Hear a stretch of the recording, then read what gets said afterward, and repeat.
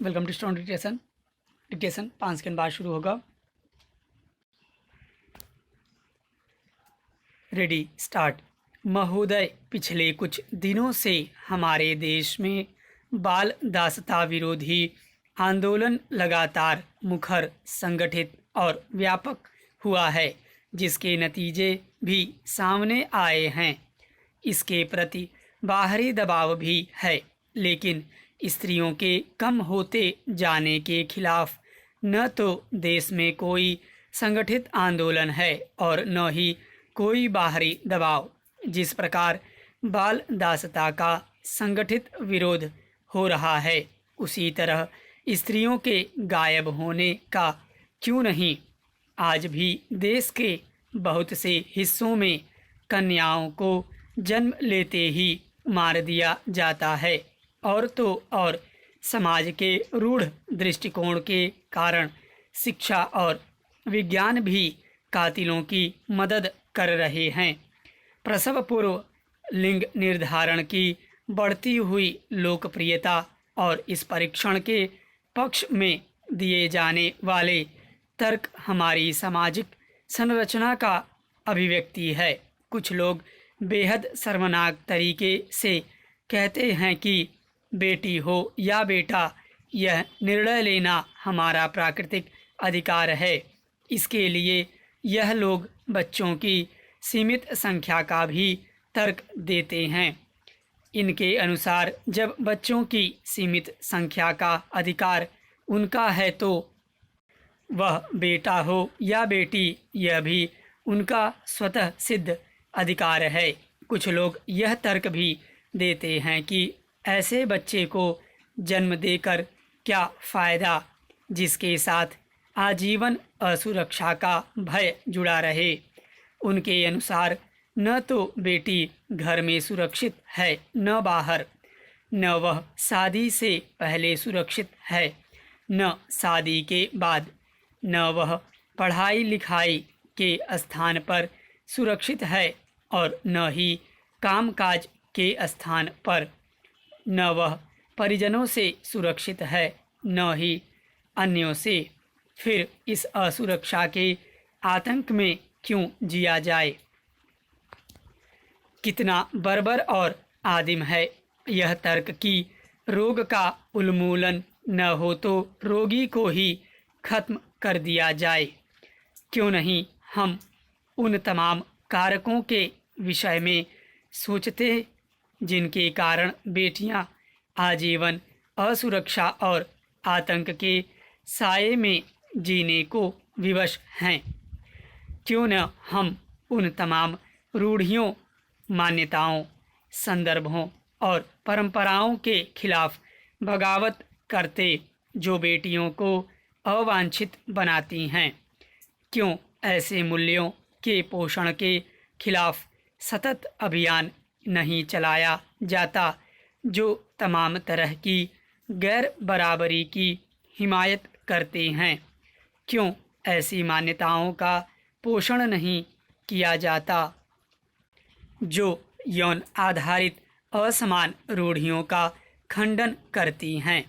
दरअसल हमारी मानसिक संरचना पूरी तरह से विभाजित है। एक ओर हमारा संस्कारगत मन है, दूसरी ओर है नई चेतना से सुसज्जित मन। संस्कारगत मन यौन आधारित गैर बराबरी का पोषण करता है, लेकिन नई चेतना से सुसज्जित मन उसका विरोध करता है। लेकिन संस्कारगत मन नई चेतना पर हावी हो जाता है और यथा स्थितिवाद को बनाए रखने में जुट जाता है। नई चेतना से सुसज्जित मन संस्कारगत मन के विरुद्ध लंबी अवधि तक संघर्ष नहीं करता है। नई चेतना की कौंध भर से संस्कारगत मानसिकता को बदलना संभव नहीं है। यही कारण है कि स्त्रियां लगातार गायब होती जा रही हैं और कहीं से कोई आवाज़ सुनाई नहीं पड़ती। महोदय, यही कारण है कि बेटियों को अवांछित समझकर गर्भ में ही मार दिया जाता है या जन्म लेने के बाद उन्हें मौत की नींद सुला दिया जाता है। कहते हैं बेटियों को मारने की जघन्य परंपरा बहुत पुरानी नहीं है।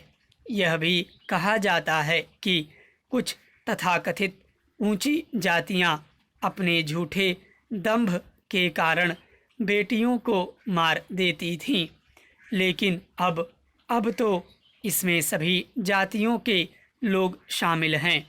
देश के दूर दराज के अंचलों में प्रसव पूर्व लिंग निर्धारण के लिए सुसज्जित उपकरणों से दौड़ती गाड़ियां सबूत हैं इस बात की कि कानूनी प्रावधानों के बावजूद विज्ञान का यह प्रयोग लगातार मानव विरोधी होता जा रहा है।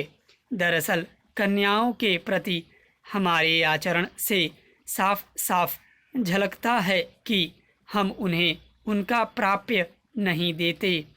भारतीय समाज उनकी परवरिश और पढ़ाई लिखाई के प्रति बड़े पैमाने पर उपेक्षा बरतता है। देश की ज़्यादातर लड़कियां कुपोषण से ग्रस्त हैं। उन्हें भोजन कम मात्रा में और बचा खुचा ही उपलब्ध होता है।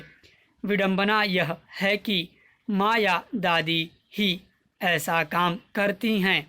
ऐसा नहीं है कि वह ऐसा जानबूझकर करती हैं, बल्कि उनके संस्कारों में यह रच बस गया है कि लड़कियों की परवरिश को कोई अहमियत नहीं देनी चाहिए।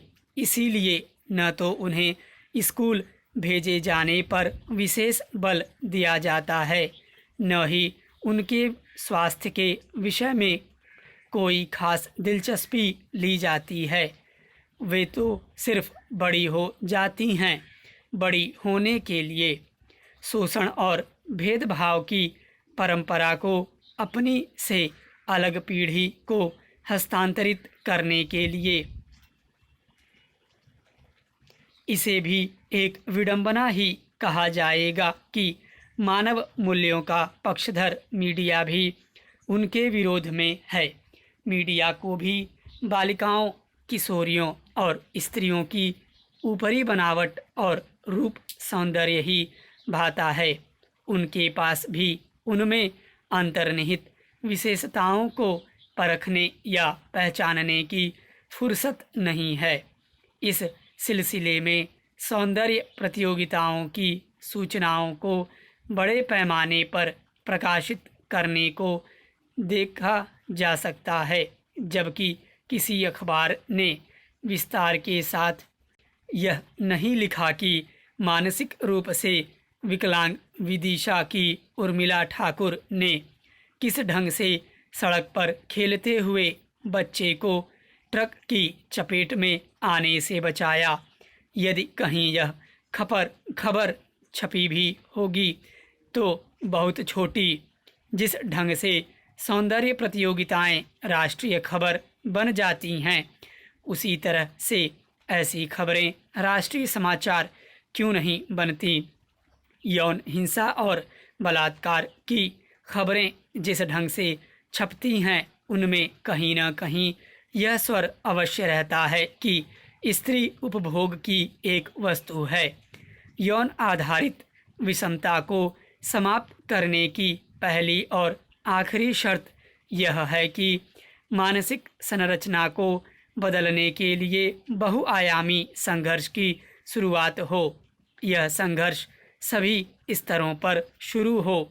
यदि गैर बराबरी का पोषण करने वाले तमाम मूल्यों को चुनौती दी जाए और उनकी वैज्ञानिक मीमांसा की जाए तो समाज वास्तविकता को स्वीकार करने की दिशा में अग्रसर हो सकता है।